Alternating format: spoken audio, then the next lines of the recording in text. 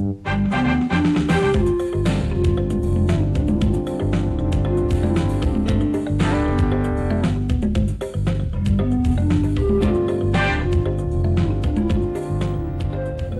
evening and welcome to Bronx Talk, the Bronx's flagship television talk show. The phones are open tonight and we welcome your phone call to 718-960-7241. We have a very busy show tonight, so if you do call, no pontificating, no grandstanding. We welcome your input, but ask your question and make your point. We do want you to call. My reason for saying that is we're doing something tonight that I don't think we've ever done before in the 15 years of Bronx Talk, and that is because there's so much going on, we're doing two topics tonight. For the second part of our show, we're going to talk about the Kingsbridge Armory. But right now, during the first part of our show, we're going to have a live report from Senator Eric Schneiderman, who is in Albany. Senator, good evening. Thank you for joining us. Pleasure to be here. Good. Senator, I guess you know that voters throughout the Bronx and maybe throughout the state are really upset with the state Senate and the inability of it to move forward on important initiatives. Why can't we get a deal over leadership in the Senate? Well, the problem in the Senate started almost a month ago, June 8th, when as a surprise to certainly to me and I think all of the Democrats in the Senate, a couple of renegades jumped over with the Republicans and gave them 32 votes necessary to stage a coup. They had a botched attempt at a coup on the floor. It was a big tumult, and since then, the Senate has been in gridlock. One of the Democrats came back, and we now have a 31-31 tie with no clarity as to who's the leader. There have been many negotiations and efforts, and I'm an attorney, and I've been working with the crew that's been drafting different bipartisan operating proposals, and I probably worked on a dozen of them myself in the last month. It's been, it's been to no avail. Let me just jump in. Is nobody willing to compromise? I could go through what people are saying. Dean Skello said today they're not looking for a settlement. They're looking to go home for summer vacation. And we can go through some of the points. Various points are declared as non-starters, such as from the Democratic side, they don't want Senator Espada to head the Senate. What is the problem here? Why can't mature people get a solution? Well, I think there are essentially two issues, although there have been a lot of fits and starts to this. And I've been involved in some of the negotiations, and I don't think there's any reason that there can't be a negotiated settlement. There are two issues that really are hanging us up. One is that we're willing to negotiate and rewrite all of the Senate rules, and we had started on that process before the June 8th coup. As you know, the Republicans were in power essentially since the 1930s. There was 1 year where the Democrats held power for a little while. And the rules that they developed over those decades, everything went to the majority party. The minority party got 10-15% of the resources, couldn't pass bills.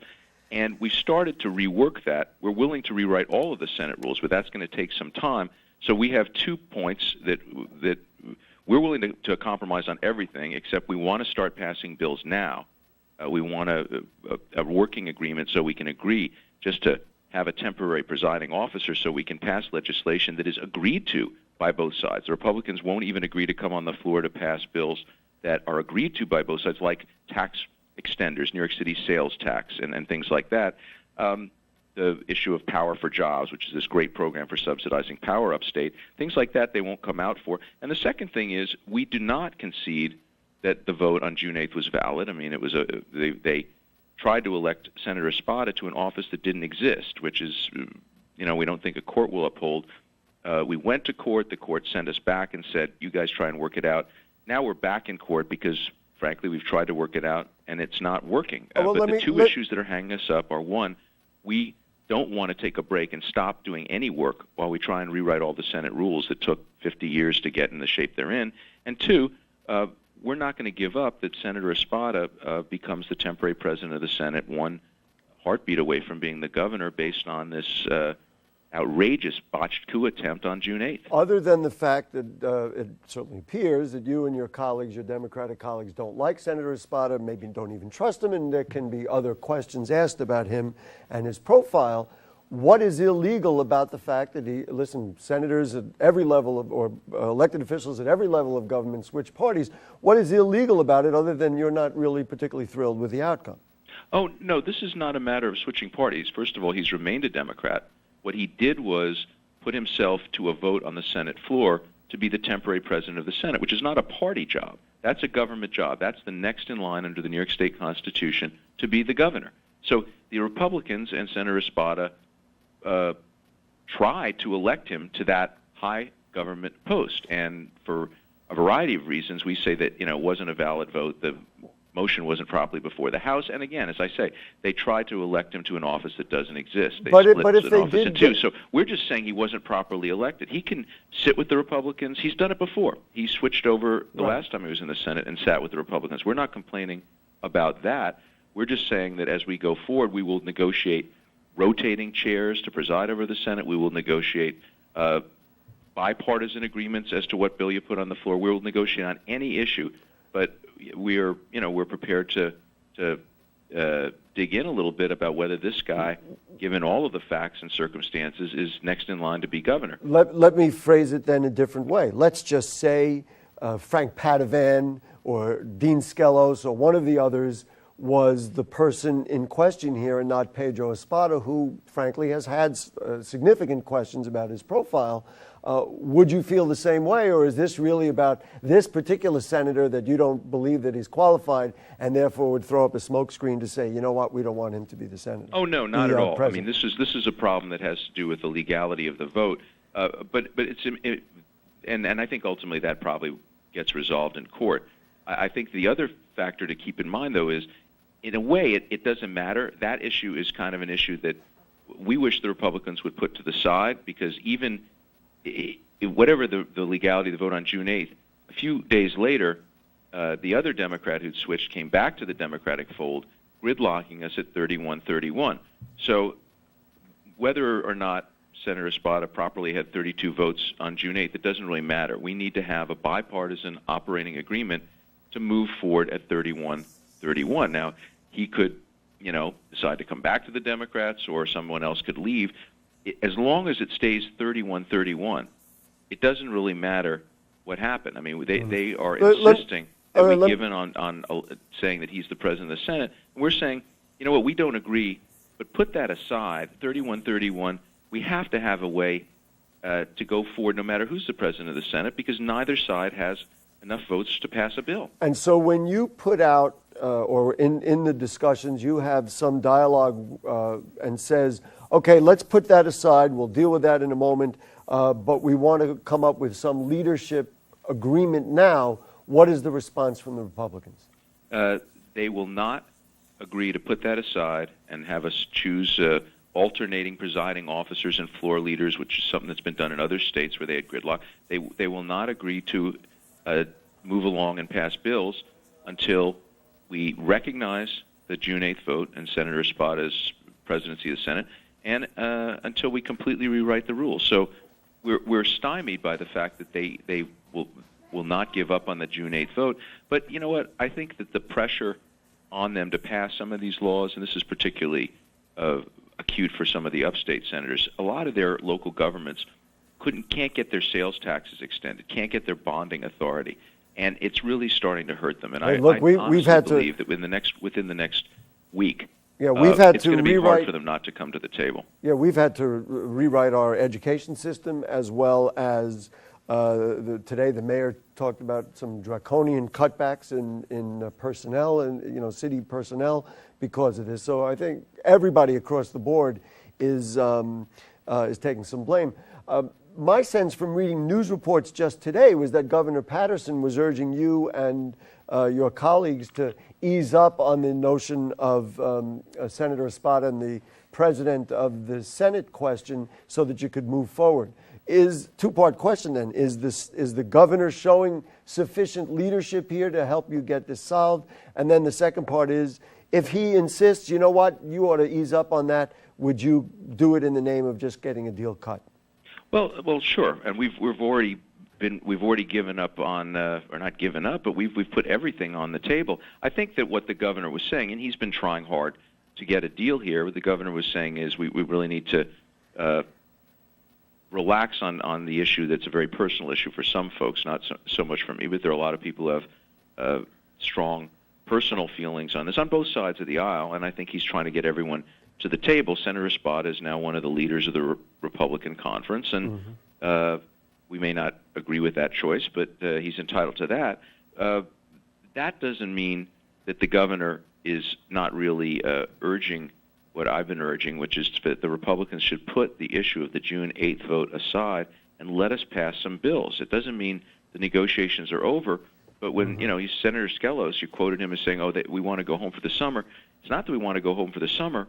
We want to put this power struggle on hold, pass all the bills that are outstanding, and then we can take a couple of months to rewrite the Senate rules. The governor said he's going to keep calling us back into extraordinary sessions, so there's no problem about us sticking around to do it. We're just getting frustrated that there are bills that the Republicans concede they would probably vote for with all the members of their conference, and they won't come out on the floor and vote. And that's why there was this big flurry of excitement when one of them, either intentionally or unintentionally, came out on the Senate floor and gave us a quorum, because we thought, oh, great, finally, these guys are stepping up and enabling us to pass bills. Did you believe, I have so many questions and we have so little time, did you believe that he was really a part of the voting body at that point when he ran through the Senate like that? I did. This is talking about Senator Frank Padovan on June 30th. He's a 37-year veteran, very smart guy. Came through the chamber, did what we all do to check in, make eye contact with the clerk, and then move along. And I can't believe he didn't know that he was what he was doing. I think that Senator, he may have been a little bit overwhelmed with the reaction to it and the reaction of the Republicans. But Senator, I'm going to have to interrupt you because we're going to have to run. I promised my viewers I would take calls. If Bob from Riverdale can ask a quick question, it would be the first time ever. Ask it real quick, and then we're going to run. Go ahead. Yeah, Gary. In my column in the Bronx News, the senator talked about the two things that I wrote about: who's in control of the Senate. Bob, no grandstanding. What's your question? My question, Gary, is there's talk to have Governor Patterson appoint a lieutenant governor. Who would it be, and could that be possible in the Senate now? Well, I think it is possible. It's never been done before under this provision of law, but the Public Officers Law does provide that the governor can appoint when there is a vacancy, and the Constitution, while it does provide for a procedure when the governor and lieutenant governor are both offices are vacant, leaves open the possibility of the governor appointing for lieutenant governor. So it's never been done before. I think it's a great idea. It would create a tiebreaker.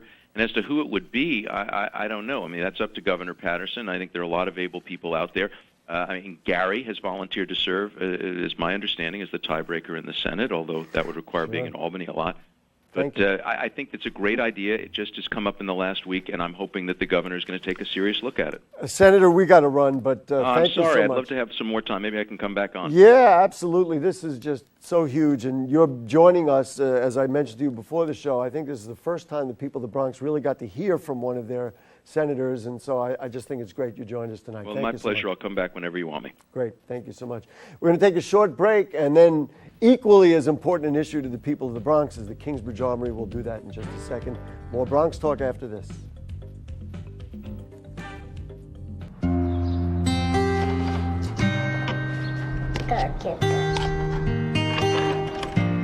Oh, I must be careful. Well, that's a nice picture. Come on, Anna. Okay. Foreclosure doesn't affect just you. It affects your whole family, too. If you've fallen behind on your mortgage, we can help. Call 1-888-995-HOPE, because nothing is worse than doing nothing. Back with you on Bronx Talk, and as I promised, we're going to be talking about the Kingsbridge Armory. Doug Cunningham from the New Day Church, thank you for joining us. And Morton Sloan from Morton Williams Supermarkets, thank you for joining us. Big hearing the other night, hundreds, maybe thousands of people. I really want to just cut right to the issues.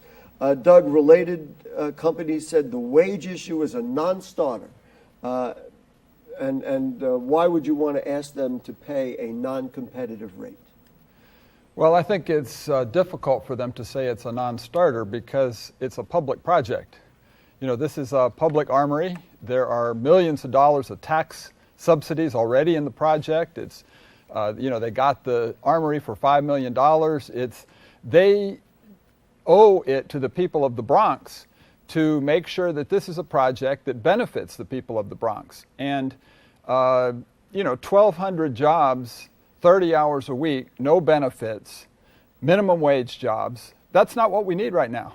People can't live on that. I had talked about this in a number of different forums. We've had discussions about it on the show before. My sense was that people who agree with your perspective have in essence lost all bargaining position when all of that funding was already approved.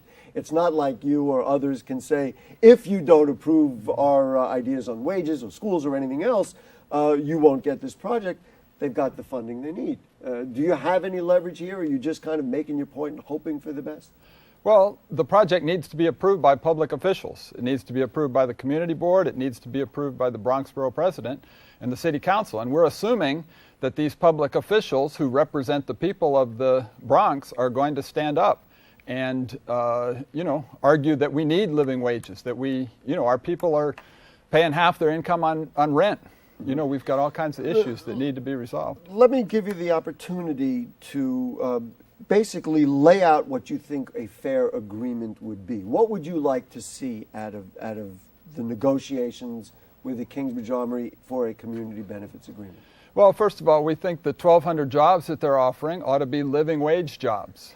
We believe that people who work ought to be able to pay their rent. We believe that to have just minimum wage jobs when people are already paying half their salaries in rent. Mm-hmm. I have, as a pastor, I see what it's like for people to try to live on these minimum wage jobs. Mm-hmm. I had a woman in my congregation that had one of these 30-hour-a-week jobs, minimum wage. She ended up having to take a second job at night, have to leave her kids home at night. She's probably not alone in that. She's not alone. We see it all over the Bronx. It's all over. So wage would be one thing. Is there anything else? Living wages. We believe that companies ought to be union neutral, that there ought to be the right to form unions. We believe that there ought to be adequate community space, a large amount of community space. Define community space for me. Space that can be used for recreation, space that can be used by nonprofits. Who would program? I'm moving forward kind of quickly because, as I mentioned, we're really squeezed tonight, and these are such important things. Right. Who would program that space? Well, I think there are a number of groups that are coming together. There's a lot of negotiations going on between community groups and public officials. So I'm sure they can work out some kind of a body that would regulate how the space would be used. I'm guessing, that's an editorial comment, that's what scares the city more than the space itself. Mr. Sloan, let's talk a little bit about you and your supermarket. You have created a bit of a stir because you're unhappy about some alignment that you see in the Kingsbridge Armory. Why? Well, to begin with, we are very much in favor of there being development at the Kingsbridge Armory, so we're certainly not anti-development. We have two supermarkets within 2.5 blocks of the Kingsbridge Armory. These are modern, reasonably sized, well merchandised stores that have been in these locations for many years. They're one of them right across the street is 57 years old in my family. Mm-hmm. And we've always been a good employer. Every one of our employees is unionized. Every job we have is a full-time job.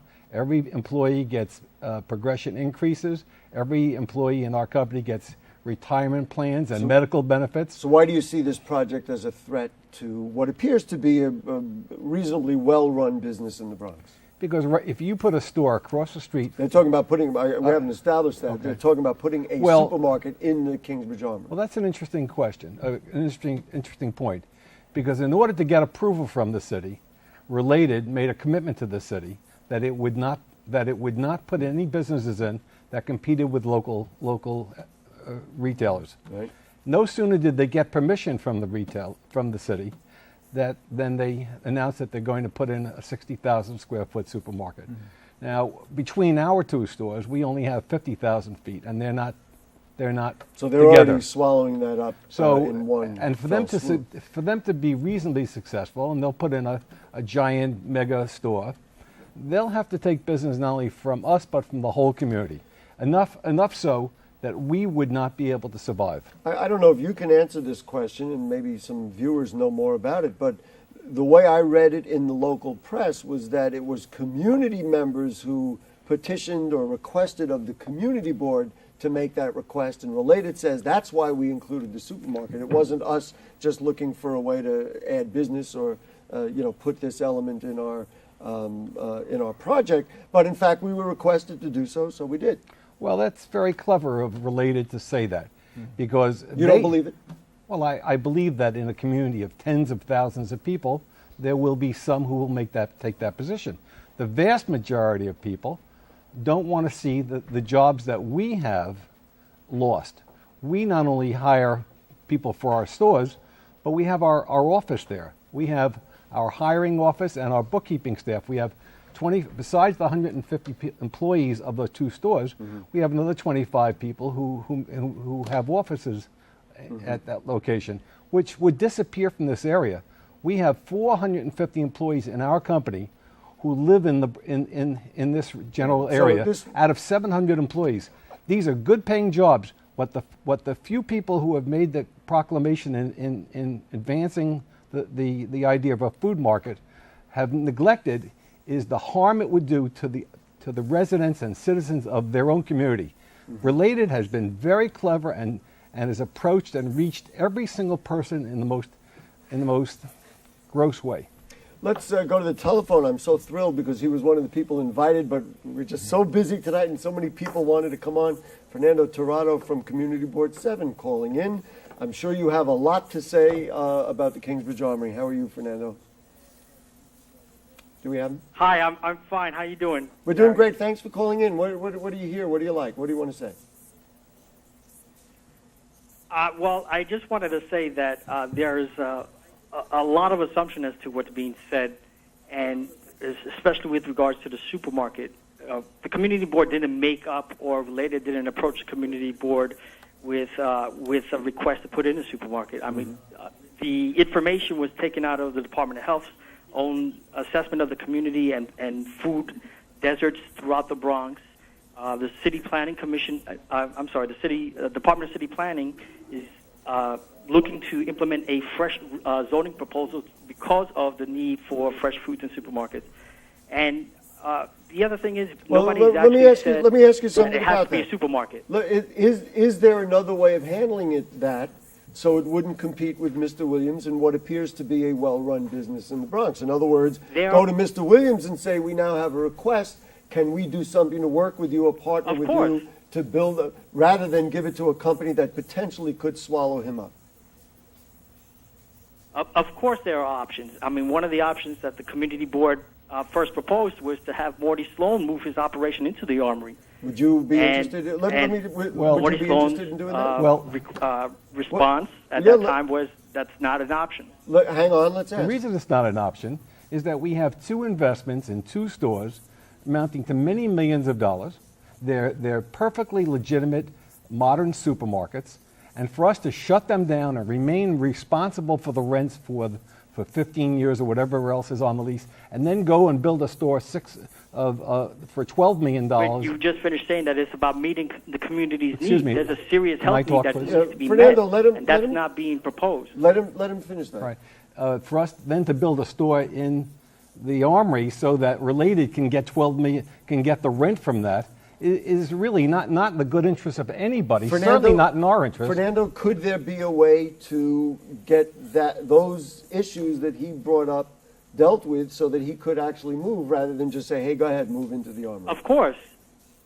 So maybe we've helped broker a negotiation. There are options that other people have proposed. Let's just sit down and discuss them. I really must add something, if you don't mind. Go ahead, and then I want to bring Mr. Cunningham back in. Go ahead. The gentleman has said that the idea of a supermarket grew out of some city document or proposal. An analysis. There have been analyses. There are 45 supermarkets, as well as hundreds of smaller stores, bodegas and 99-cent stores, but 45 supermarkets in a 2-mile radius of this supermarket. This is not an underserved area. Well, I beg to differ. That, of course, could be debated by, I don't know that we're going to solve it. Fernando, any last words, because we're running out of time? I just want to say that, that the situation with the Kingsbridge Armory development is not something that's a closed door. We want everybody to participate, and we want everybody to... I volunteer to be at a meeting between the community board and Mr. Sloan and sit there and help you guys come to agreement so that his business survives. Understand that this is not an attack on Mr. Sloan. Can I be an arbitrator in that? You certainly can, but it's interesting that you said to me that Mr. Faulkner who is the chairman of the board, would not appear on television with me. Well, that is highly suspect. That was just a suggestion. I have no conclusion about that. Okay. That's a whole other thing. Mr. Cunningham, we'll give you the final word on that. What do you think the process should be to get an agreement? Mr. Tirado talked about wanting to come to agreement and says the community board is open. How should that process go on? Well, very quick. I think there should be a lot of openness to community voices. I mean, this project could be a great benefit to the people of the Bronx. I mean, it could bring great jobs in, but they need to be living wage jobs. They need to be jobs people can live on, pay their rent, and the whole community can prosper. Right. Folks, there's a lot to say. There's nwbccc.org is a website. Do you have a phone number, some information you want to give out, or just stop by the store and say hello? My office telephone number is 718-933-5910. Okay, folks, sorry we had to squeeze everything, but as you can see, there's a lot going on, and we did the best we could in the half hour that we have. If you have further questions or comments on anything you heard on tonight's show, or anything going on in the Bronx, and email them to us at BronxTalk@hotmail.com, and we'll read those on the air during a future program. Also, if you've missed anything on the show, it will be posted at bronxnet.fligo.com/category/BronxTalk. Now, we're booked through much of the summer, so here's a lineup of the upcoming shows. Majora Carter will be our guest next week. She, of course, the award-winning South Bronx advocate who has fought for improving the environment. Then on July 20th, we'll talk about a new book that documents the incredible history of DeWitt Clinton High School. On the 27th, it's a political debate between incumbent Councilman Oliver Capel and challenger Anthony Casino. And then on August 3rd, it will be the chair of the Bronx County Democratic Committee, Carl Hasty. Wow, a lot going on. Still your flagship television talk show here in the Bronx. Bronx Talk on Channel 67 every Monday night at 9. Good night.